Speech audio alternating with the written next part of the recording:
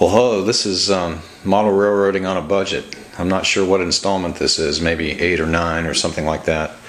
But I was looking at the last date when I posted a video on YouTube, and it's been almost a year ago now, so I certainly apologize for that. I'm not sure if anybody else is still with me who was with me back then, but just kind of wanted to give you an update on where I am on the layout. As you can see, this is the garage here, the new house. I've done quite a bit of work getting this organized. Those containers, plastic containers you see on the bench there is where I've got all of my model railroading supplies. So rolling stock, engines, scenery materials, all that stuff is in there. So finally got the garage organized. I've been pretty busy this last year with work. A lot of traveling, so I haven't had much time to work on the layout itself, but I have been able to purchase some things, which maybe in my next video I'll go into that, show you some of the rolling stock and things that I've purchased. I did make the decision to go to DCC. I think the last time I did the video, I had all the transformers sitting here on the edge. I've taken those off. I do need to get a power supply to run the turnouts, which I haven't done.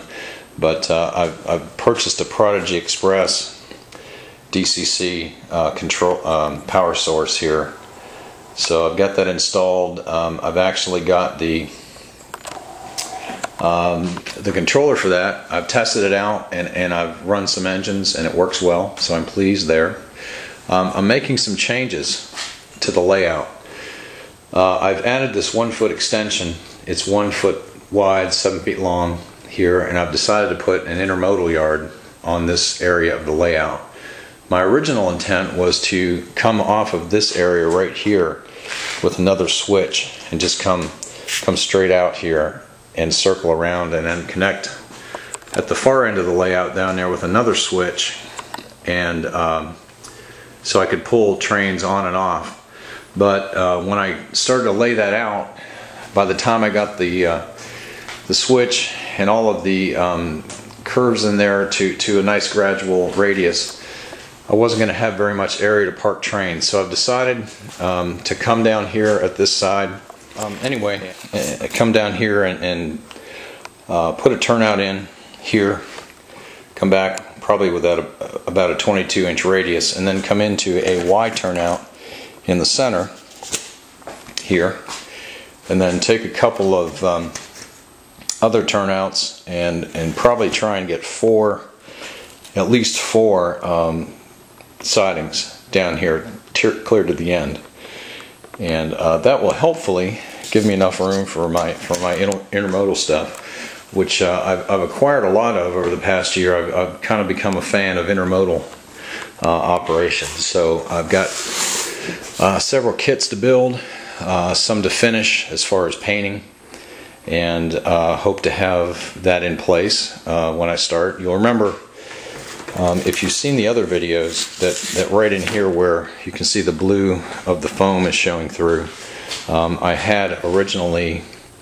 4 tracks in here, 4 sidings with some various switches, and it was going to be kind of cool. There was going to be a lot of switching operations available, but I've decided to take that out, and I've left this one turnout still in here. Haven't decided what I'm going to do yet. I've got a team track concept that I want to maybe put in here. I've also got some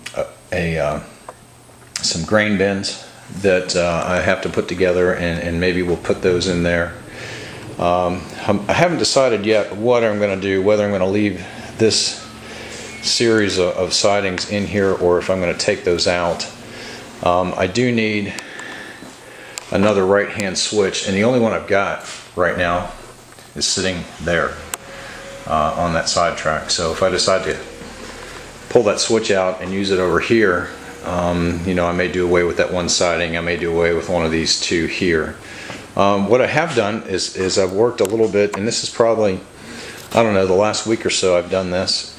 I've got my streets in, that is smooth it with the blacktop coating on, and I don't know if you can see that. I've got some sidewalks in here as well, which I have used Smooth It for. So the white areas, the really white areas, are the sidewalks. This other area that you see, I apologize for all these edits here. You'd know after a year my batteries in the camera are dead. So anyway, I've had to replace it twice now. But anyway, as I was saying, these white areas are the sidewalks. I'm going to put some expansion joints in there and weather those, of course, and also maybe weather the street a little bit.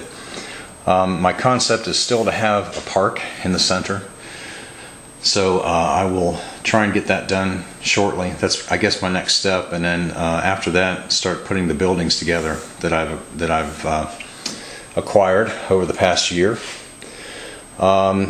This area that you see here, which I don't know if this is showing up very well in the video, this is poster board, actually, like an artist poster board, which I'm using as the base for the buildings.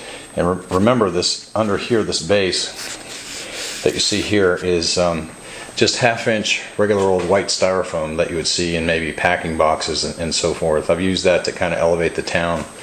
I had some extra Smooth It left over in my mix, and I've put a concrete retaining wall in there. So, alright, so I just ran out of battery power again, so I'm going to try and talk fast. This doesn't look like it's going to last long either. Had some questions about the tunnel construction. As you can see, it's just cardboard on the back side, cut in a profile.